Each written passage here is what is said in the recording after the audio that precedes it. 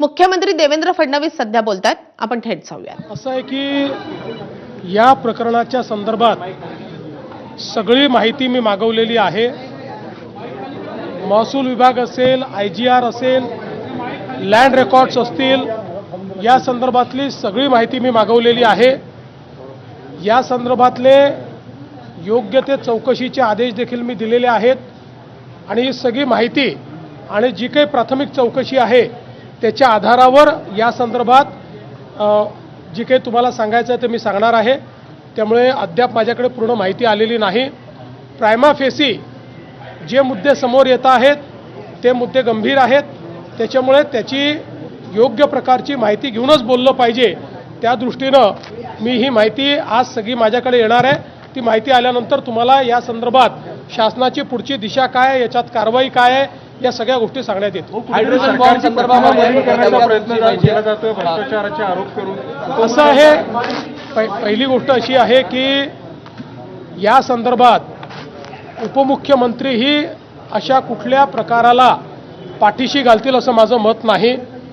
कारण या संदर्भात आमच्या सरकारचं एकमत आहे, कुठेही अनियमितता झाली असेल तर त्याच्यावर कारवाई झालीच पाहिजे या मताचे आम्ही आहोत। त्यामुळे निश्चितपणे अनियमितता आहे की नाही हे पडताळून पाहिलं जाईल। अनियमितता असेल तर त्याच्यावर अतिशय कडक कारवाई ही केलीच जाईल। उद्धव ठाकरे आज दौऱ्यावर आहे, त्यांनी तुमची ऑडिओ क्लिप ऐकून दाखवली कर्जमाफीबाबत आणि सरकारवर टीका केलेली आहे। मी या संदर्भात कालच बोललेलो आहे। उद्धव ठाकरे हे बाहेर पडले याचा मला आनंद आहे, कारण ते मुख्यमंत्री असताना जेव्हा शेतकऱ्यांवर संकट आलं होतं त्यावेळेस हे ते कार्पेटवरनं खाली उतरले नव्हते। त्यामुळे आता किमान सततच्या प्रभावानंतर त्यांना एवढं तरी लक्षात आलेलं आहे की लोकांमध्ये जावं लागतं। पण आपणच बघितलं आहे की अनेक ठिकाणी शेतकऱ्यांनी पाठ फिरवलेली आहे, कारण त्यांना माहिती आहे की निवडणुका डोळ्यासमोर ठेवून या ठिकाणी हे आलेले आहेत। सरकारचं पॅकेज हे लोकांच्या खात्यामध्ये पोचतं आहे, त्यामुळे त्या ठिकाणी त्यांना कुठलाही प्रतिसाद हा फारसा जनतेकडनं मिळत नाही। लोक पकडून आणण्याचं काम चाललं आहे। हे खरं आहे की काही ठिकाणी अजून पॅकेज पोचलेलं नाही, त्यामुळे तिथल्या शेतकऱ्यांमध्ये काही संभ्रम आहे पोचणार आहे की नाही। पण जसं आम्ही सांगितलं, रोज जवळपास 600 कोटी रुपये हे RBIच्या नियमानुसार त्या ठिकाणी आम्हाला द्यावे लागतात आणि त्याचं रिकन्सिलिएशन करावं लागतं, म्हणूनच पॅकेजला वेळ लागतो आहे। पण आता जवळपास हे संपूर्ण पॅकेज येत्या काळामध्ये शेतकऱ्यांच्या खात्यामध्ये जाईल।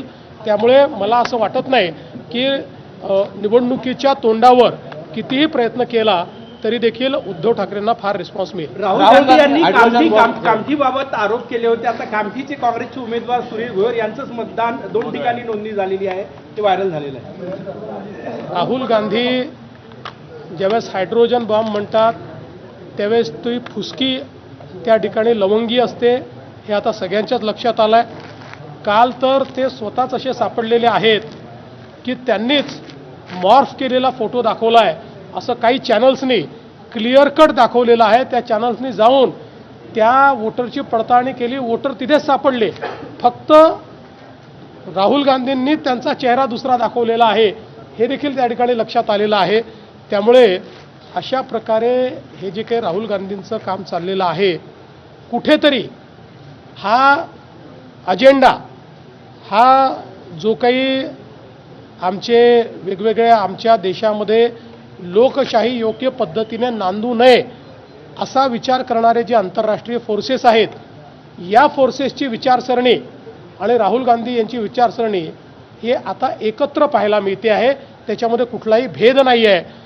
ते फोर्सेसही हाच प्रयत्न करत आहेत की भारताच्या लोकशाहीवरनं आणि लोकशाहीने तयार केलेल्या संस्थांवरनं जनतेचा विश्वास उठला पाहिजे आणि तेच प्रयत्न राहुल गांधी करतायत। यातनं शंकेला मोठा वाव तयार झाला।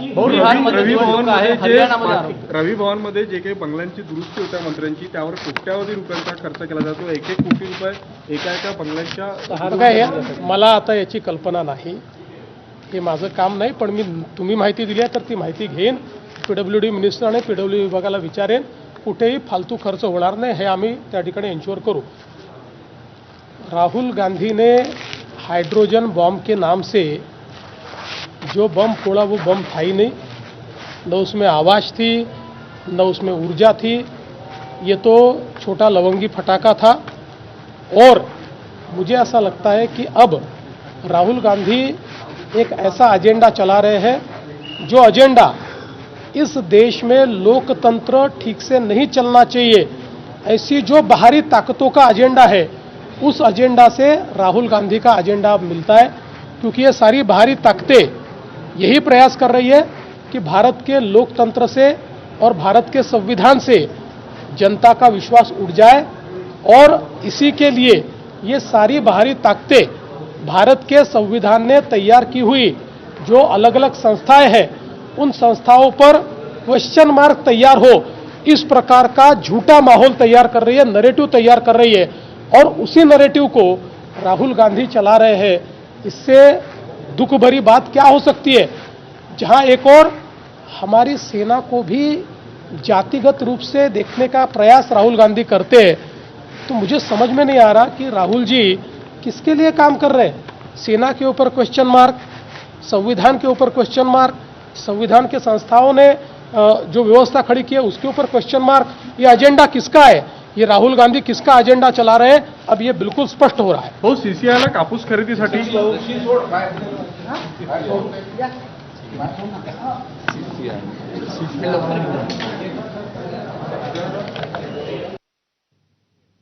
तर पुण्यातल्या जमीन घोटाळा प्रकरणी मुख्यमंत्र्यांनी चौकशीचे आदेश दिलेले आहेत। या बातमीसोबतच बुलेटिनमध्ये आणखी एक छोटासा ब्रेक।